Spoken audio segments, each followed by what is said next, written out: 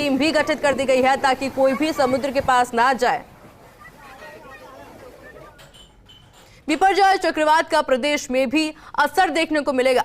मौसम विभाग ने अलर्ट जारी कर दिया है। बाड़मेर, सांचौर, जालोर समेत अन्य जिलों में भारी बारिश की संभावना है।